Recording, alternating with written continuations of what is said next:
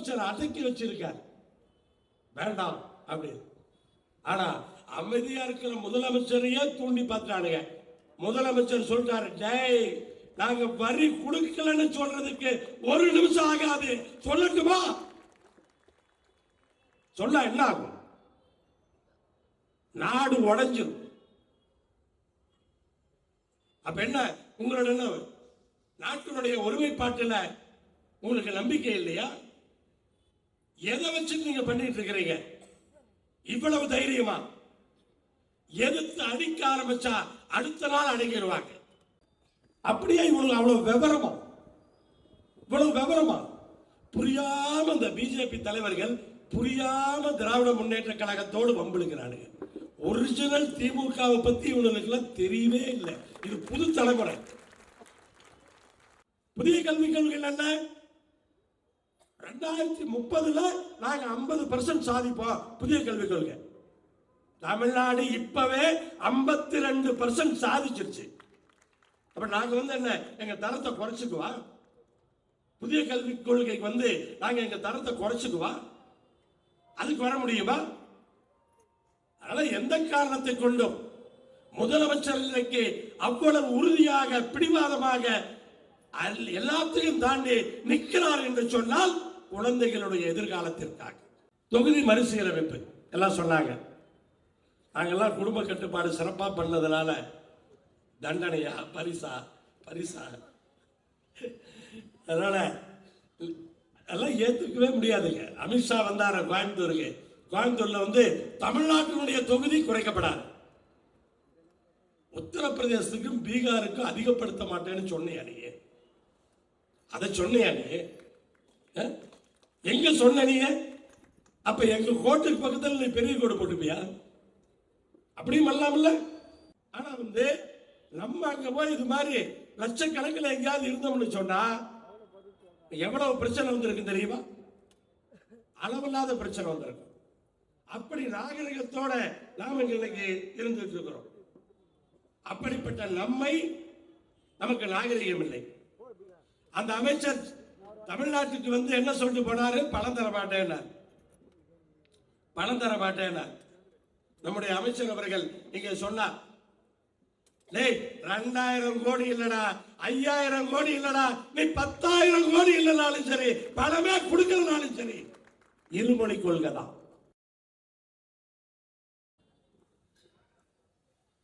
பிறந்த நாள் மகிழ்ச்சியாக தொடர்ந்து இந்த மாவட்டத்திலே பல்வேறு கட்சியினுடைய பொறுப்பாளர்களை அழைத்து இதை போன்ற கூட்டங்களை தொடர்ந்து நடத்தி முதலமைச்சருடைய புகழை இந்த உலகம் முழுவதும் கொண்டு சேர்த்துகின்ற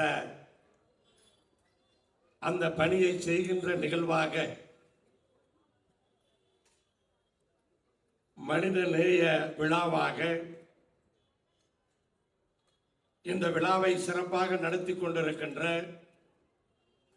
இந்த நிகழ்வுக்கு தலைமையேற்றிருக்கின்ற அன்பு தம்பி சோ வேலு அவர்களே, விழாவிலே முன்னாடி உரை நிகழ்த்தி மிகச்சிறப்பாக அனைவரையும் ஒரு உசுப்பேத்தி நாங்கள் எல்லாம் பேசுவதற்கு இந்த களத்தை தயார் செய்து இப்போது பேசவிட்டிருக்கின்ற மாவட்ட கழகத்தினுடைய செயலாளர், தமிழக முதலமைச்சருடைய நம்பிக்கை நட்சத்திரம் மாண்புமிகு இந்து சமய அறநிலையத்துறை மற்றும் சென்னை பெருநகர் வளர்ச்சி குழுமத்தினுடைய அமைச்சர். மொத்த சென்னையினுடைய வளர்ச்சிக்கும் அவர் பொறுப்பு.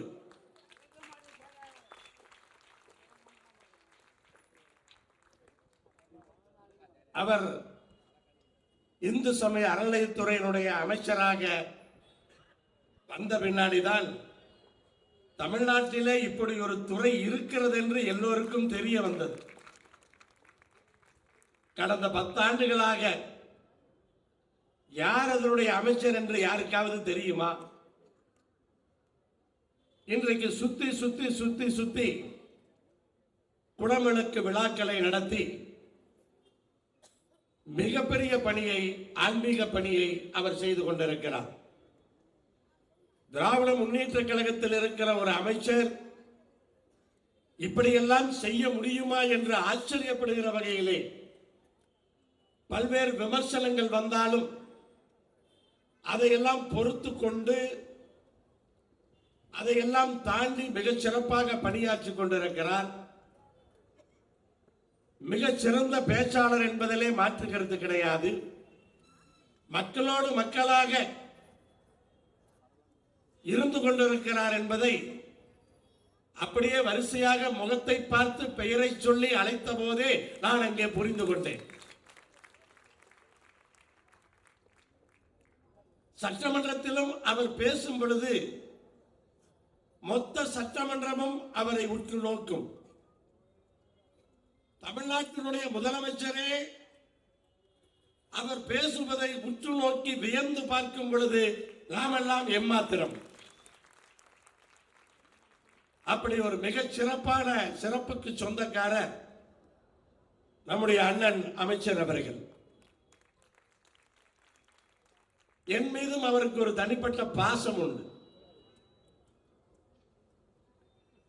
கல்வித்துறையின் சார்பாக கல்லூரிகளை அறிவித்த பொழுது அவர்கள் அறிவித்த கல்லூரிகளிலே என்னுடைய தொகுதி இல்லை என்பதை அறிந்து கொண்டு என்னை அழைத்து திருச்செங்கோடு தொகுதிக்கு அறநிலையத்துறையின் சார்பாக ஒரு கல்லூரி தருகிறேன் என்று சொன்னார். எத்தனை முறை நன்றி சொன்னாலும் அது போதாது. அடுத்து இந்த கூட்டத்திலே மேயர் அவர்கள் இவ்வளவு சிறப்பாக உரையாற்றுவார் என்று எனக்கு இதுவரை தெரியாது. அவ்வளவு அருமையாக, மழை திறந்த வெள்ளமாக, கோர்வையாக, மிகச் சிறப்பாக அவர் உரையாற்றி அமர்ந்திருக்கிறார். காங்கிரஸ் பேரியக்கத்தினுடைய சட்டமன்ற குழு தலைவர் அவர்கள் தென்கோடியிலே, தமிழகத்தினுடைய தென்கோடியில் இருக்கிற சட்டமன்ற உறுப்பினர் அவர். அப்படிப்பட்டவர் வந்து காங்கிரசுக்கும் திராவிட முன்னேற்ற கழகத்திற்கும் எப்படியெல்லாம் உறவு இருக்கிறது என்பதை அழுத்தம் திருத்தமாக இங்கே சொல்லி சென்றிருக்கிறார். மேலும் இந்த மேடையில் அமர்ந்திருக்கின்ற வட்ட செயலாளர்கள், மாநில வழக்கறிஞர் அணி துணை செயலாளர் மற்றும் இருக்கிற மகளிர் அணி பொறுப்பாளர்கள் மற்றும் கழகத்தினுடைய பல்வேறு சிறப்பான பேச்சாளர்கள் அனைவருக்கும் என்னுடைய வணக்கத்தை தெரிவித்துக் கொண்டு,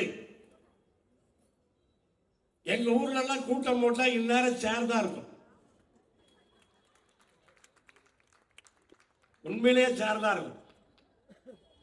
அவங்க இருக்கிற நேரம் பார்த்து நாங்க கூட்டம் போட்டு பேசிக்குவோம். ரொம்ப முன்னாடியும் போட முடியாது. நீங்க 6 மணிக்கு போட்டீங்கன்னா பால் பீச்சு போவேன்றோம். மாடு எனக்கு தான் நிற்கின்றோம். பால் பீச்சிட்டு வந்த பின்னாடி அந்த இடையில கொஞ்சம் கேப் கிடைக்கும். கரெக்டா அப்ப முடிச்சுக்கிட்டா உண்டு. ஆனா கூட்டத்துக்காக அவங்க உட்கார்ந்து இருக்கிறது இல்லை, அவங்களுக்காக நம்ம மேலையை போட்டு பேசிட்டு முடிச்சிருவோம். ஆனா இங்க உங்களை எல்லாம் பார்க்கும் பொழுது, இங்க பேசும்போது சொன்னார்கள், மீட்டிங்கே முடிஞ்சா கூட, பேசி முடிச்சா கூட யாரும் சேர்ல இருந்து எந்திரிக்க மாட்டேங்கிறாங்க. அது உண்மை என்பதை நான் உணர்ந்து கொண்டிருக்கிறேன். அப்படி திராவிட முன்னேற்ற கழகத்தினுடைய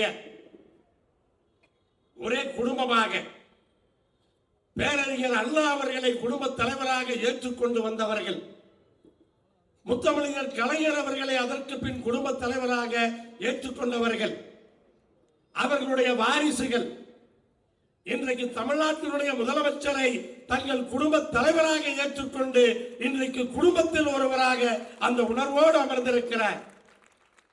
உங்கள் அத்தனை பேருக்கும் என்னுடைய வணக்கத்தை தெரிவித்துக் கொள்ளுகின்றேன். கொங்கு மண்டலத்தின் சார்பாக என்னுடைய வாழ்த்துக்களையும் தெரிவித்துக் கொள்கின்றேன். நான் கொங்கு மண்டலத்தை சார்ந்தவன். திருச்செங்கோடு சட்டமன்ற தொகுதி என்பது ஆணும் பெண்ணும் சமம் என்று சொல்லுகிற வகையிலே அர்த்தநார் ஈஸ்வரர் இருக்கின்ற கோயில் இருக்கின்ற இடம். எங்கள் ஊரில் எல்லாம் திருமணம் முடிந்தால் நேரடியாக கல்யாண மண்டபத்திலிருந்து வீட்டுக்கு போவதற்கு முன்பாக திருச்செங்கோட்டு மலையில் இருக்கிற அர்த்தநார் ஈஸ்வரரைத்தான் வணங்குவார்கள். காரணம் என்னவென்று சொன்னால் அங்கே பாதி ஆண் பாதி பெண், ரெண்டு பேரும் சரி சமம் என்பதை விளக்குவதற்காக அந்த கோயிலுக்காக நம்முடைய அமைச்சர் இன்றைக்கு 2 புதிய தேர்களை கொடுத்திருக்கிறார். புது தேர் 300 ஆண்டுகள் பழைய தேர் மிக மோசமாக இருந்தது. இன்றைக்கு ஒரு 4 கோடி ரூபாய் செலவிலே 2 தேரையும் இன்றைக்கு கொடுத்திருக்கின்றார். அப்படி இன்றைக்கு அந்த பரமசிவனும் பார்வதியும் பாதி பாதி இருக்கின்ற அந்த ஊரிலிருந்து வந்து உங்களிடையே பேசுவதற்கு இந்த வாய்ப்பை ஏற்படுத்தி கொடுத்திருக்கிற அத்துணை பொறுப்பாளர்களுக்கும் உங்களுக்கும் என்னுடைய வணக்கத்தை இந்த நேரத்திலே மீண்டும் நான் தெரிவித்துக் கொள்ளுகின்றேன். தமிழ்நாட்டினுடைய முதலமைச்சர் அவர்கள் தெளிவாக இருக்கின்றார். ஏதோ மேடை ஏறி சாதிகளை ஒழிக்க வேண்டும், சாதி இல்லாத ஒரு சமதர்ம சமுதாயத்தை உருவாக்க வேண்டும் என்று பேசுவதால் சாதி ஒழிந்து விடாது. உலகத்தில் இருக்க பல நாடுகளிலே, அமெரிக்கா போன்ற நாடுகளில் எல்லாம் இன்றைக்கு சாதி பேசப்படுவது கிடையாது. காரணம் என்னவென்று சொன்னால் பொருளாதாரத்திலே சமமாக இருக்கிறார்கள். பொருளாதாரத்திலே சமமாக இருப்பதுதான் அங்கே அந்த சாதி இல்லாத ஒரு சமுதாயமாக அங்கே உருவாகி இருக்கிறது. வித்தியாசம் கிடையாது. அப்ப முதலமைச்சர் அவர்கள் அதை கணக்கில் எடுத்துக்கொண்டு எப்படி கீழே இருக்கவனை மேலே தூக்கி விடலாம், பொருளாதார வசதியில எப்படி மேம்படுத்தலாம் என்பதை புரிந்து கொண்டு பல்வேறு திட்டங்களை இன்றைக்கு தீட்டிக் கொண்டிருக்கிறார். அதிலும் பெண்களை முன்னேற்றினோம் என்று சொன்னால் மொத்த குடும்பமும் முன்னேறும் என்று நினைக்கின்றார். பணத்தை பெண்கள் கையிலே தான் கொடுக்க வேண்டும் என்று தீர்வோடு இருக்கிறார். தொடர்ந்து பல்வேறு திட்டங்கள். கடைசியாக அவர் சொன்னதை கூட கேட்டேன். இந்த ஆணாதிக்க சமுதாயம் ஒழிக்கப்பட வேண்டும், பெண்களுக்கான முக்கியத்துவம் கொடுக்கப்பட வேண்டும் என்று அவர் பேசியதை நான் கேட்டேன். அப்படி பெண்களுக்கு ஒரு முக்கியத்துவத்தை கொடுத்து அவர்களை பொருளாதார வசதியிலே மேம்படுத்துவதற்காக பல்வேறு திட்டங்கள் பட்டியலிட்டு பேசிக்கொண்டே செல்லலாம். மகளிர் உரிமை தொகை திட்டம், அதன் மூலம் எவ்வளவு தைரியமும் அந்த உரிமையும் நீங்கள் உணர்கிறீர்கள் என்பதை தமிழகம் பூராவும் நாம் இன்றைக்கு பார்க்கின்றோம். ஆண்கள் எல்லாம் பொறாமையாக பார்த்துக் கொண்டிருக்கின்றோம். அங்கு மட்டுமா பார்க்கின்றோம்? பேருந்துகளிலே மனைவியோடு நாங்கள் ஏறும் பொழுது மனைவிக்கு டிக்கெட் கிடையாது. பஸ் ஓனர் போல பக்கத்தில் உட்கார்ந்து இருக்க நாங்க டிக்கெட் வாங்கணும். அப்ப எங்களுக்கு பொறாமையா இருக்குமா இருக்காது? கொஞ்சம் பொறாமையானால மன கஷ்டம் கொஞ்சம் இருக்கும். அப்படி இலவச பேருந்து, புதுமை பெண் திட்டம், படிக்க போனா மாசம் 1000 ரூபாய் பெண்களுக்குன்னு சொல்லி அப்புறம் நாங்க ஆண்கள் மட்டும் என்ன ஆண்கள் மட்டும் என்னன்னு கேட்டு இப்ப ஆண்களுக்கும் கொடுத்துட்டார். ஆனா பெண்களுக்காக கொண்டு வந்த திட்டம் தான் மகளிர் சுய உதவிக்குழு கடன் வசதி. பெண்களும் அர்ச்சகராகலாம். வீடுகள்ல குடும்ப தலைவிகள் பேர்ல சொத்து பெண்கள் பேர்ல எழுதி வைக்கிறது. பேறுகால விடுப்பு, அந்த பேறுகால விடுப்பு கூட 9 மாதத்திலிருந்து 12 மாதமாக மாற்றி கொடுத்திருக்கிறார். இப்படி எத்தனை பாருங்க. பெண் காவலர்களுக்கு விலக்கு, காவல்துறையில் இருக்கிற பெண்களுக்கு என்னென்னலாம் விலக்கு தர முடியுமோ அத்தனை விலக்கு.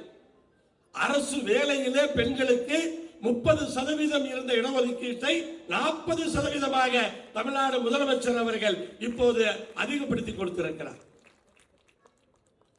அதிகமான மகளிர் காவல் நிலையங்கள், ஒவ்வொரு பகுதியிலும் மகளிர் காவல் நிலையங்கள், அரசு பெண்கள் விடுதி, வேலைக்கு செல்பவர்களுக்காக, இப்போது தோழிகள் விடுதி, இன்னும் எத்தனை தான் உருவாக்குவாரோ தெரியாது. ஆனால் அத்தனையும் பெண்களுக்காக, பெண்களுடைய அந்த உரிமையை, அதிகாரத்தை அதிகப்படுத்த வேண்டும் என்ற ஒரே நோக்கத்திலே இன்றைக்கு தமிழ்நாட்டினுடைய முதலமைச்சர் அவர்கள் உருவாக்கி கொண்டிருக்கிறார் என்று சொன்னால் எவ்வளவு மனிதாபிமானம் மிக்க தலைவர்கள். யாரை முன்னேற்றினால் குடும்பம் முன்னேறும், குழந்தைகள் எப்போது முன்னேறுவார்கள் என்பதை புரிந்து கொண்டு இன்றைக்கு பெண்களுக்கான திட்டங்களாக, பெண்கள் மீது மாண்புமிகு முதலமைச்சர் அவர்கள் வைத்திருக்கிற அந்த பாசத்தை, அன்பை, முன்னேற்ற வேண்டும் என்ற வேகத்தை, பேச வேண்டும் என்று சொன்னால் அதையே பேசிக்கூட கூட்டத்தை முடித்து விடலாம். ஆனால் மேலும் ஒரு சில கருத்துக்களை சொல்ல வேண்டும் என்பதற்காக இன்றைக்கு பார்த்தீங்கன்னு சொன்னா எவ்வளவு நிதி நெருக்கடி இருக்குன்னு உங்களுக்கு தெரியும். அவன் பணமே தர மாட்டேங்கிறான். டெல்லியில இருந்து எதுக்கு எடுத்தாலும் பணம் தர மாட்டேங்கிறான்.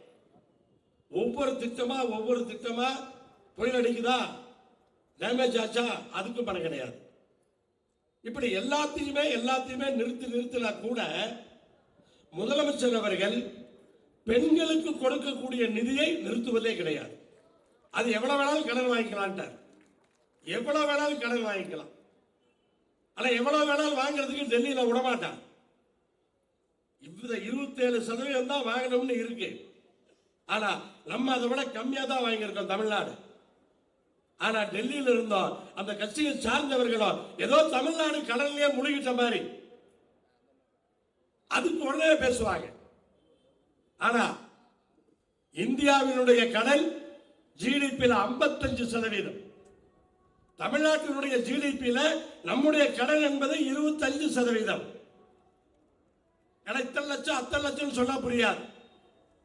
இந்தியாவினுடைய ஜிடிபியில இந்திய அரசு வாங்கி இருக்கிற கடன் 55%. அதுல 75% கடன் இந்த கடைசி 10 ஆண்டுகளில பிஜேபி ஆட்சிக்கு வந்த பின்னால் வாங்கியது. உனக்கு தகுதி இருக்குதா?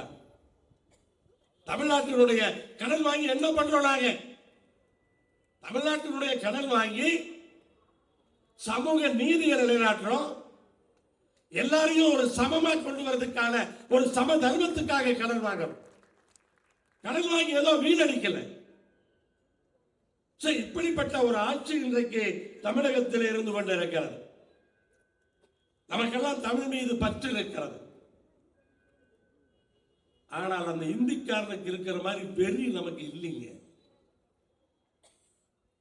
அவனுக்கு அந்த அளவுக்கு வெறி இல்லைன்னா இத்தனை வருஷம் கழிச்சு கூட இன்னும் இந்தியை கொண்டு வந்து புகுத்துவானா? எவ்வளவு வெறி இருக்குன்னு பாருங்க. நான் டெல்லிக்கு சென்று 2 ஆண்டுகளுக்கு முன்னால் ஒரு ஒன்றிய அமைச்சரை பார்த்தேன். அந்த அமைச்சரை பார்த்து, அவர் நன்றாக ஆங்கிலம் பேசக்கூடிய அமைச்சர், சரளமாக ஆங்கிலம் பேசக்கூடிய அமைச்சர். நான் ஆங்கிலத்திலே பேசிக்கொண்டே இருக்கிறேன், அவர் இந்தியிலேயே பதில் சொல்லிக் கொண்டிருக்கிறார். இந்தியிலேயே.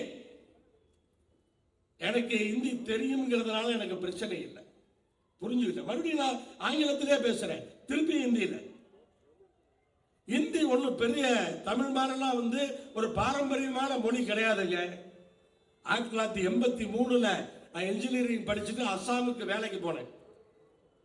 அஸ்ஸாமுக்கு வேலைக்கு போனப்ப எனக்கு கீழே வேலை பார்த்தவங்க எல்லாமே, ஒர்க்கர்ஸ் எல்லாமே இந்தி பேசுறவங்க. ஒரே மாசம்தான், ஒரே மாசத்துல நான் இந்தி பேச கத்துக்கிட்டேன். 3 வருஷம் நான் இருந்திருக்கிறேன் அஸ்ஸாம்ல, 83 இருந்து 86 வரைக்கும். இந்த ஒரு மாசத்துல கத்துக்கிற இந்திக்கு 12 வருஷம் பள்ளிக்கூடத்தில் இந்தி படிக்கணுமா? என்ன தேவைன்னு சொல்லுங்க. அப்படியே பல மாதிரி யூடியூப்ல பேசுவானுங்க, நாங்க இந்திய சொல்லலையே, இந்திய சொல்லலையே, ஏதாவது ஒரு மொழிதான சொல்றோம், ஏதாவது ஒரு மொழிதான சொல்றோம் அப்படிமா. சரிடா, ஏதாவது ஒரு மொழியை நான் ஏன் படிக்கணும்? அந்த கேள்விக்கு பதில் கிடையாது. ஏதாவது ஒரு மொழி பசங்க கத்துக்கிட்டா நல்லது, மாணவர்கள் கத்துக்கிட்டா நல்லது, ஏன்டா கத்துக்கணும்னா அதுக்கு பதில் கிடையாது. எனக்கு என்ன, பள்ளிக்கூடத்தில் நான் 4வது படிக்கிறப்பவே இந்த மாநிலத்துக்கு வேலைக்கு போவேன்னு எனக்கு தெரியுமா? அப்ப ஆந்திராவுக்கு தான் வேலைக்கு போவேன், நான் தெலுங்க கத்துக்கலாம் அப்படின்னு தெலுங்க கத்துக்க முடியுமா? அன்னைக்கு எனக்கு தெரியுமா? மொழி படிச்சா உபயோகப்படுமா? என்ன மொழியை நான் கத்துக்கிறது? நான் அஸ்ஸாமுக்கு போனேன், அஸ்ஸாமி கத்துக்க முடியுமா? எனக்கு அஸ்ஸாமுக்கு போவேன்னு தெரியாது. அப்ப என்ன ஆகும்? ஒரு மொழி எடுக்கிறப்ப என்ன ஆகும்? கொஞ்சம் ஒரு 7-8 மாநிலத்தில் பேசக்கூடிய மொழியாக ஹிந்தி இருக்கிறது. அப்ப என்ன எடுப்பாங்க? ஹிந்தி எடுத்துக்கலாம், வேற ஒண்ணும் இல்லை. இவங்க சொல்றது ஏதாவது ஒரு மொழின்னு சொல்றான் பாருங்க. நம்ம குழந்தைக்கு அப்படி ஒரு கட்டாயப்படுத்தி வந்துருச்சுன்னு வச்சுக்க, எந்த மொழி எடுப்பீங்க நீங்க? அப்ப சில மாநிலங்கள் எல்லாம் ஒத்துக்கிட்டு இன்னைக்கு இந்தியா மாறி இருக்கு, அந்த மொழி அழிஞ்சிருச்சு. ஏன் ஒரிசாவினுடைய அமைச்சர் தான் இன்னைக்கு நம்மளை கேவலப்படுத்தி பேசியிருக்காரு. அந்த ஊர்ல இருக்கிற மொழி என்னாச்சுன்னு கேளுங்க. அவன் இந்தியை ஏத்துக்கிட்டு இன்னைக்கு ஒரிசாவில் இருக்க தாய்மொழி காலி, இந்தியா ஆயிப்போச்சு. அதெல்லாம் தெரிஞ்சுக்கிட்டு தாய்மொழி மேல பற்றே இல்லாத ஒரு அமைச்சர் தமிழ் மொழி மேல உயிரையே வைத்திருக்கிற நம்மை பார்த்து நாகரிகம் இல்லை என்று பேசுகிறார். யாரை பார்த்து நீ நாகரிகம் இல்லைன்னு பேசுற? தமிழனுக்கா நாகரிகம் இல்லை? எவ்வளவு பேர் எவ்வளவு மாநிலத்திலிருந்து இங்க வந்து வேலை பார்க்கிறான். தமிழன் நாகரிகத்தோடு இல்லைன்னு சொன்னா எவ்வளவு பிரச்சனை வந்திருக்கும். இங்க வேலை இல்லாம தமிழ்நாட்டை சார்ந்தவர்கள் வேறு மாநிலத்துக்கு வேலைக்கு சென்றிருந்தால் கட்டி வச்சு அடிச்சிருப்பான். இவ்வளவு பேர் அங்க வேலைக்கு போயிருந்தோம்னா அவன் நாகரிகம் அவ்வளவுதான். ஆனா இங்க வந்து அவங்க கூட்டா சேர்ந்து ஏதாவது பண்ணினா கூட நம்மாலே அவன் வயிற்று பொழைப்புக்கு வந்திருக்கான்பா. அப்ப நமக்கு ஒரு தற்பெருமை வந்துடும். நம்ம தான் வந்தோரை வாழ வைப்போமேடா அப்படின்னு சொல்லி. ஏன்னா இது வந்து சென்னையை விட கோயம்புத்தூர், திருப்பூர், ஈரோடு, கரூர் எல்லா மாவட்டத்திலையும் லட்சக்கணக்கான பேர் இருக்காங்க. கொஞ்சம் லஞ்சம்லாம் இல்லை. ஆனா எல்லாரும் தமிழ் கத்துக்கிட்டாங்க, தமிழ் பேசுறாங்க. ஆனா வந்து நம்ம அங்க போய் இது மாதிரி லட்சக்கணக்கில் எங்கேயாவது இருந்தோம்னு சொன்னா எவ்வளவு பிரச்சனை வந்திருக்கு தெரியுமா? அளவில்லாத பிரச்சனை வந்திருக்கு. அப்படி நாகரிகத்தோட நாம் இன்னைக்கு இருந்துட்டு இருக்கிறோம். அப்படிப்பட்ட நமக்கு நாகரிகம் இல்லை. அந்த அமைச்சர் தமிழ்நாட்டுக்கு வந்து என்ன சொல்லிட்டு போனாரு? பணம்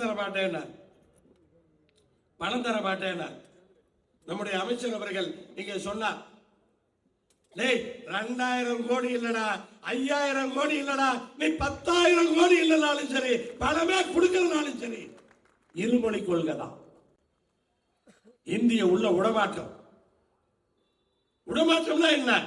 கட்டாயப்படுத்தி படிக்க வைக்காத. தேவையானவங்க படிக்கிறாங்க, வேணுங்கிறவங்க வேலைக்கு போனா 1 மாசத்துல கத்துக்க போறாங்க. இதுல பெரிய பிரச்சனை இருக்கு. மற்ற மாவட்டங்கள்ல கூட தெரியாது. ஆனா அங்க பாத்தீங்கன்னு சொன்னா நிறைய பேர் இப்படி வர்றதுனால, அதே போல திருச்செங்கோடு, நாமக்கல் எல்லாம் ரிக்கு லாரின்னு சொல்லி வட மாநிலங்கள்ல போய் அது ரிக்கு லாரி எல்லாம் வேலை பார்த்துட்டு வராங்க.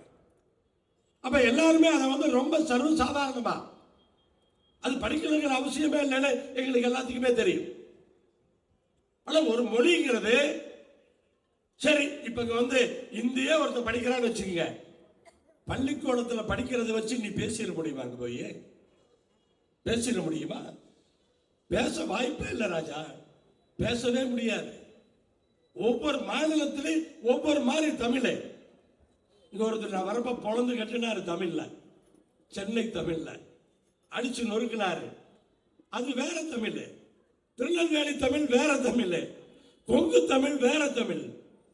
அதை வந்து நீங்க வந்து இங்க வந்து அப்படியே ஆனா ஆவலா படிச்சுட்டு மொத்தமா போய் பேசிட முடியுமா? புரிஞ்சுக்கிறதுக்கு 1 மாசம் ஆகும். அந்த அளவுக்கு ஆயிடும். தேவையில்லாம நம்மிடத்தில் இவர்கள் வம்பு வளர்க்கிறார்கள் என்பதுதான் உண்மை.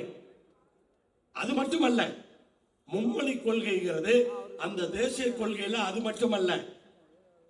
3வதுல பரீட்சை, 5வதுல பரீட்சை, 8வதுல பரீட்சைங்க.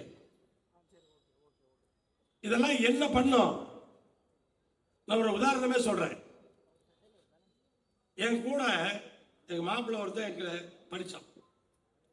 எங்க அக்கா தான் கல்யாணம் பண்ணிட்டான்.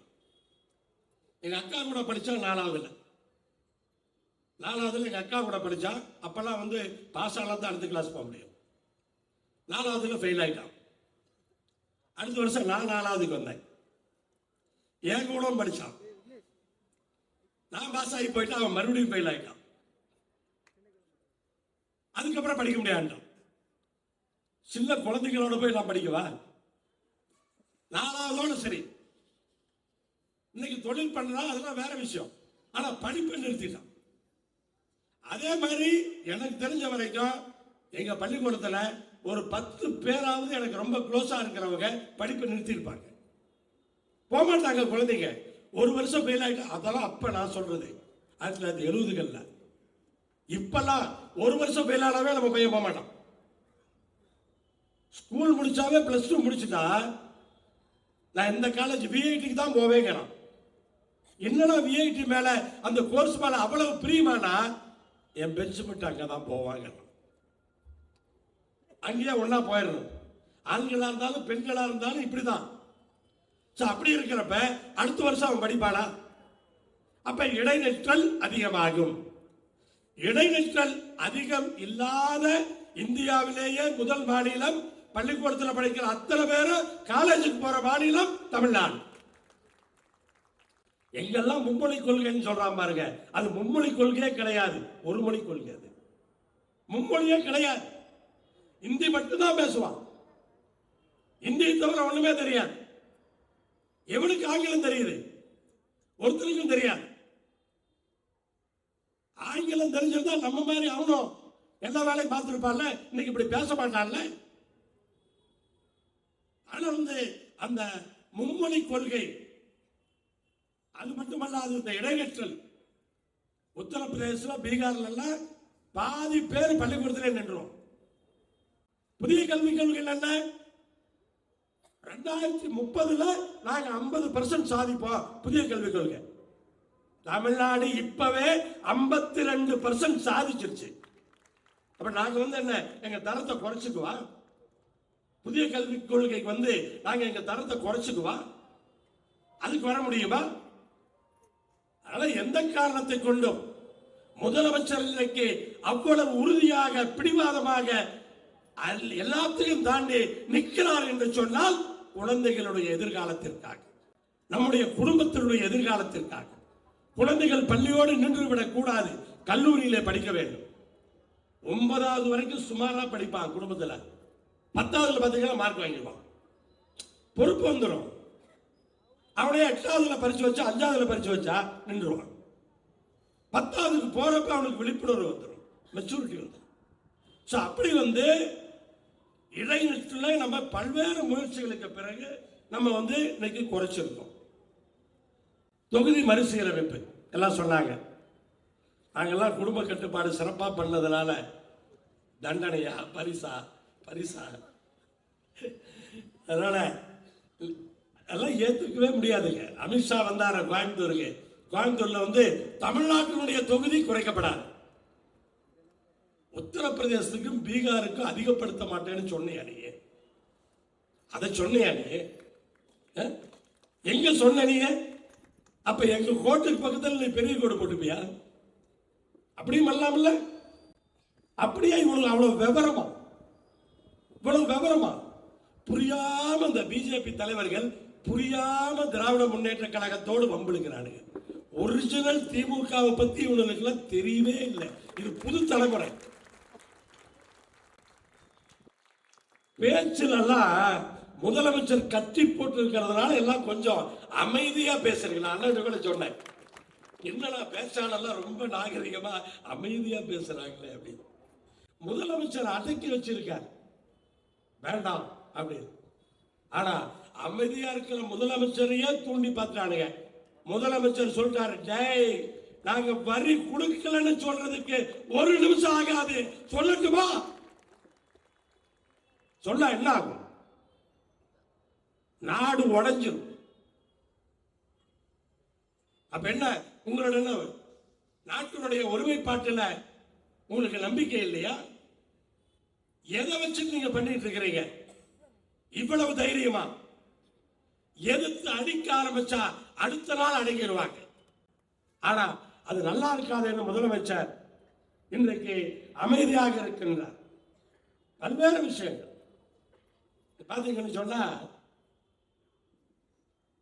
இந்த மும்மொழி கொள்கையை வீடு விட கையெழுத்து வாங்குவாங்களாம். அண்ணன் கூட பேட்டியில சொன்னாரு, டேய் பிஸ்கட் கொடுத்து ஓடி பிடிச்சு வாங்குறீங்களாடா அப்படின்னு. பசங்க கையெழுத்து யார் போடுவாங்க? கையெழுத்து வாங்குறாங்களா? அது ஒண்ணு. தொகுதி மறுசீரமைப்புக்கு கலந்துகிட்ட 50 தலைவர்கள் வீட்டுக்கு வந்து இவங்க பேசுவாங்களா? எங்க வீட்டுக்கு நான் வரல, இதுவரைக்கும் யாரும் வந்து பேசல. நான் ஒன்னே ஒன்னு சொல்றேன், தம்பி அண்ணாமலை எப்படி எங்கள் முதலமைச்சர் அனைத்து கட்சி கூட்டத்தை கூட்டினாரோ அதே போல இந்த 2 விஷயத்துக்கும் அனைத்து கட்சி கூட்டத்தை கூட்டுவதற்கு உனக்கு திராணி இருக்கிறதா? பார்க்கிறோம் எந்த கட்சி வர்றாங்கன்னு. தைரியம் இருந்தா கூட்டிப்பார். ஏன் நீ வீடு வீடா வர்ற? அனைத்து கட்சி கூட்டத்தை கூட்டி உன் கருத்தை சொல்லு பார்க்கலாம். யார் வர்றாங்கன்னு பார்ப்போம். வராதவங்க எல்லாம் உன் கருத்தோட ஒத்து போகலன்னு அர்த்தம். புரிஞ்சுக்க வேண்டாமா? எதில் இருக்கிற கட்சி எல்லாம் வந்துட்டாங்க, உன் கூட கூட்டணியில் இருக்கிற கட்சியும் வந்து தொகுதி மறுசீரமைப்பிலே நாங்கள் தமிழ்நாட்டினுடைய முதலமைச்சரோடு நிற்போம் என்று எதிர்கட்சிகள் சொல்லிட்டு போயிருக்காங்க. அத்தனை பேரும் அதை நீ புரிஞ்சுக்க வேண்டாமா? இப்படி பல்வேறு விஷயங்கள். என்னவோ அந்த பிரச்சனை இந்த பிரச்சனை மாளுங்க. மகாராஷ்டிரால மந்திரியோட பொண்ணுக்கே தொல்லை. மகாராஷ்டிரால ஒரு மந்திரியோட பொண்ணுக்கே தொல்லை. இங்க எவ்வளவு வாயே திறக்க மாட்டான், வாயே பேச மாட்டானுங்க. தமிழ்நாட்டை பத்தி பேசுகிற பிஜேபி தலைவர்கள் மகாராஷ்டிராவில் என்ன நடந்தது பேசுவாங்களா? அவங்க டெல்லியில் இன்னைக்கு என்ன நடந்தது பேசுவாங்களா? அவங்க வாயை மூடிட்டு இருப்பாங்க. அதனால தமிழ்நாட்டினுடைய முதலமைச்சரை பொறுத்தவரை இதை பற்றியெல்லாம் கவலைப்படாமல், அதற்கெல்லாம் அசலாமல், மக்களுடைய முன்னேற்றத்திலே கவனத்தை செலுத்தி மக்களோடு சேர்ந்து இன்றைக்கு தமிழ்நாட்டை முன்னேற்றுவதற்கு இன்றைக்கு பாடுபட்டுக் கொண்டிருக்கிறார். அதுதான் உண்மை. மற்ற விஷயங்களை பற்றி அவர் கவலையே கிடையாது. இன்னொரு கட்சியில நான் வச்சதுதான் சட்டம். செயற்குழு கிடையாது, பொதுக்குழு கிடையாது. வர்றியா வணக்கம் வா, போறியா ரொம்ப நன்றி போ, அப்படி ஒரு கட்சி. யார் சொல்றதே அவர் கேட்க மாட்டாராம், ஒருத்தர் சொல்றதையும் கேட்க மாட்டாராம். சர்வாதிகாரம்னா என்னையா? அதான சர்வாதிகாரம். ஒரு கட்சியே நீ சர்வாதிகாரமா நடத்துறிய, உன் கையில பவரை கொடுத்தா நீ என்ன பண்ணுவ? மக்களுக்கு தெரியாதா? என்ன பண்ணுவன்னு தெரியாது. இன்னொருத்தர் எகிரி குளிச்சோடனே முதலமைச்சர் நாற்காலியில, அப்படியே முதலமைச்சர் நாற்காலியில் தான் குதிப்பாரா அவர். வந்த உடனே தப்பா புரிஞ்சுட்டு இருக்காரு. 2021 பிரசாந்த் கிஷோரை திராவிட முன்னேற்ற கழகம் அன்றைக்கு தேர்தல் வியூக வகுப்பாளராக வைத்து அந்த வேலையை மட்டும் கொடுத்தாங்க. எங்கேயாவது மேலையில உட்கார வச்சு அவரை நமக்கு உரையாற்ற சொன்னவா? நீ உரையாற்ற வச்சு கேவலப்பட்டு போடல, அந்த கையெழுத்து போட மாட்டேன்னு போயிட்டார்ல, எல்லாரும் பார்த்துட்டு இருந்தோம்ல. என்ன நினைக்கிறாங்கன்னா, பிரசாந்த் கிஷோரை கூப்பிட்டு பிரசாந்த் கிஷோருக்கு ஃபீஸ் கொடுத்துட்டா அவர் முதலமைச்சர் நாற்காலியை விற்பனைக்கு வச்சிருக்காராம். வா அப்படின்னு போட்டா நீ போய் முதலமைச்சரா உட்கார்ந்துக்குவாங்களா? இவங்க என்ன புரிதல் பாருங்க. அப்படிப்பட்டவங்களாம் இன்னைக்கு தமிழ்நாட்டை பாதுகாக்கிறதுக்கு வந்திருக்காங்க. ஆனா ஒண்ணு மட்டும் உறுதி, 2026 தேர்தலிலே நம்முடைய முதலமைச்சர் வைத்திருக்கிற இலக்குப்படி 200 தொகுதிக்கு மேலே நம்முடைய கூட்டணி வெற்றி பெற்று ஆட்சி அமைப்பது உறுதி. மத்தனமாக இருந்து விடக்கூடாது. மெத்தனமாக நாம் இருந்துவிடக் கூடாது. தேர்தல் பணிகளை உடனடியாக துவக்கியாக வேண்டும். வாக்குச்சாவடி மட்டத்திலே நம்முடைய பணிகளை எல்லாம் இன்னும் தாமதப்படுத்தாமல் உடனடியாக, நீங்கள் எல்லாம் இந்த மாவட்டத்தை பற்றி எனக்கு தெரியும். 2021 தேர்தல் முடிஞ்ச உடனே 26 தேர்தல் வேலையை ஆரம்பிச்சிருப்பீங்க. அவ்வளவு முன்னெச்சரிக்கை, அவ்வளவு மற்ற மாவட்டத்துக்கெல்லாம் ஒரு முன்னுதாரணமான மாவட்டம் இந்த மாவட்டம். ஆனால் அப்படிப்பட்ட அந்த வேகத்தோடு, முதலமைச்சருடைய வேகத்தோடு நாம் ஓட வேண்டும் என்று சொன்னால் நாமும் தயாராகி அவர் வேகத்துக்கு நாம் ஓட வேண்டும். அதற்கு நாம் தயாராக வேண்டும் என்று இந்த நேரத்திலே அன்போடு உங்களை நான் இந்த நேரத்திலே கேட்டுக்கொண்டு, நானும் சென்னை வாசிதான். நான் கொங்கு மண்டலத்தை சார்ந்தவன் என்று சொன்னாலும் இங்கே சென்னையில் தான் 1986 அண்ணா நகர் பகுதியிலே நான் வசித்துக் கொண்டு இருக்கின்றேன். ஆனால் இங்கே தொழிலெலாம் இங்கே சென்னையில், ஃபேக்டரிலாம் சென்னையில் இருக்கு. ஆனால் ஏதோ அங்கிருந்து இங்கே வந்தவன் என்றாக, அங்கிருந்து இங்கே வந்தவன் தான். இருந்தாலும் கூட இங்கே வசித்துக் கொண்டிருப்பவன், அது சொந்த ஊர்களான திருச்செங்கோடு சட்டமன்ற தொகுதியிலே சென்று போட்டியிட்டு வென்று வந்தவன். ஆனால் மீண்டும் நான் நம்முடைய அமைச்சர் அவர்களுக்கு என் நெஞ்சார்ந்த உங்களோடு கலந்து பேசுவதற்கு ஒரு அருமையான ஒரு வாய்ப்பை எனக்கு உருவாக்கி கொடுத்திருக்கிறார். அவருக்கு நெஞ்சார்ந்த நன்றியை சொல்லி உங்கள் அனைவருக்கும் என்னுடைய வணக்கத்தையும் நன்றியும் சொல்லி விடைபெறுகிறேன். நன்றி, வணக்கம்.